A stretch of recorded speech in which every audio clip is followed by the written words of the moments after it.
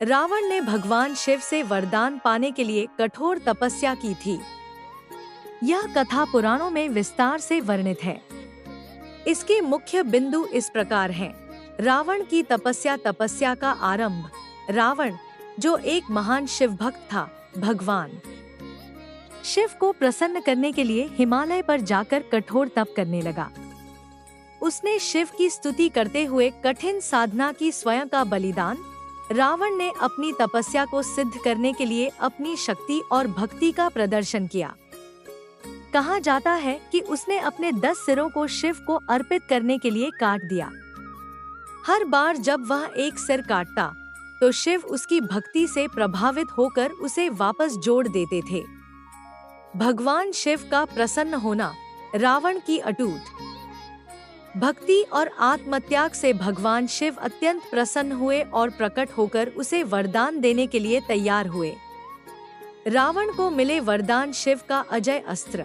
भगवान शिव ने रावण को चंद्रहास नामक एक दिव्य खड्ग, तलवार प्रदान की, जो अजय मानी जाती है। साथ ही उसे युद्ध में अपराजित रहने का आशीर्वाद दिया। महाशक्ति का वरदान। शिव ने रावण को कई शक्तियां और सिद्धियां प्रदान की, जिससे वह अत्यंत शक्तिशाली बन गया। लंकापति बनना। शिव के आशीर्वाद से रावण ने अपनी लंका को स्वर्ण नगरी के रूप में परिवर्तित किया। रावण को भगवान शिव से वरदान मिलने के बाद वह और अधिक शक्तिशाली और अहंकारी हो गया। उसने अपनी शक्ति और शिव के वरदानों का उपयोग न केवल अपनी रक्षा के लिए बल्कि संसार पर अपनी प्रभुता स्थापित करने के लिए भी किया। शिव भक्त होने के बावजूद रावण की यह कथा हमें उसके जीवन के महत्वपूर्ण पहलुओं और वरदान के प्रभाव के बारे में महत्वपूर्ण बातें सिखाती है। रावण का अहंकार और शक्तियों का दुरुपयोग। भगवान शिव से वरदान प्राप्त करने के बाद रावण ने यह मान लिया कि वह अमर और अजय है।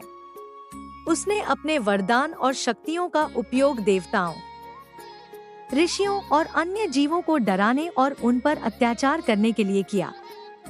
वह तीनों लोकों में अपना वर्चस्व स्थापित करना चाहता था। उसने इंद्र, वरुण, कुबेर और यमराज जैसे देवताओं को भी चुनौती दी और उनकी शक्तियों को अपने अधीन कर लिया। कैलाश पर्वत उठाने का प्रयास। एक और प्रसिद्ध कथा के अनुसार रावण ने अपने अहंकार में भगवान शिव के निवास स्थान कैलाश पर्वत को उठा लेने का प्रयास किया। उसने सोचा कि यदि वह स्वयं शिव के निवास को अपनी लंका ले आएगा, तो वह संपूर्ण ब्रह्मांड का स्वामी बन जाएगा। लेकिन जैसे ही उसने कैलाश को उठाने की कोशिश की, शिव ने अपने पैर के अंगूठे से पर्वत को दबा दिया। इससे रावण का हाथ दब गया और वह भयंकर पीड़ा से चिल्लाने लगा। तब उसने भगवान शिव की स्तुति करते हुए शिव तांडव स्तोत्र का उच्चारण किया। यह स्तुति भगवान शिव को अत्यंत प्रिय थी। इस पर शिव ने उसे क्षमा कर दिया और उसका हाथ मुक्त कर दिया। शिव का आशीर्वाद और रावण का पतन। भगवान शिव के वरदान ने रावण को अपार शक्ति और शक्ति दी थी, लेकिन उसके अहंकार ने उसे विनाश की ओर ले जाया। रामायण की कथा के अनुसार रावण ने सीता का अपहरण किया, जो भगवान विष्णु के अवतार श्री राम की पत्नी थी। उसने अपने अहंकार और बल के मद में यह सोच लिया कि कोई भी उसे हरा नहीं सकता, लेकिन यह उसकी सबसे बड़ी भूल साबित हुई। भगवान राम ने अपने भाई लक्ष्मण और वानर सेना के साथ लंका पर आक्रमण किया। रावण और राम के बीच हुए महान युद्ध में राम ने रावण को मार गिराया। इसके पहले रावण के भाई विभीषण ने रावण को यह सलाह दी थी कि वह अपने अहंकार को त्याग दे और सीता को लौटा दे, लेकिन रावण ने उसकी बात नहीं मानी।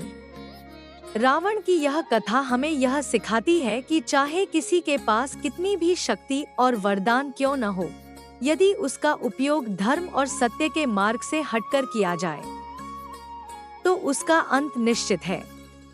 रावण के पतन का मुख्य कारण उसका अहंकार, अधर्म और शक्ति का दुरुपयोग था।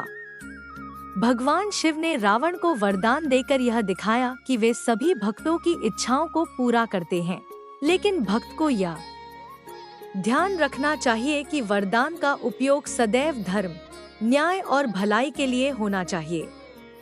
रावण एक महान शिव भक्त था, लेकिन उसका अहंकार और अधर्म उसे विनाश की ओर ले गए।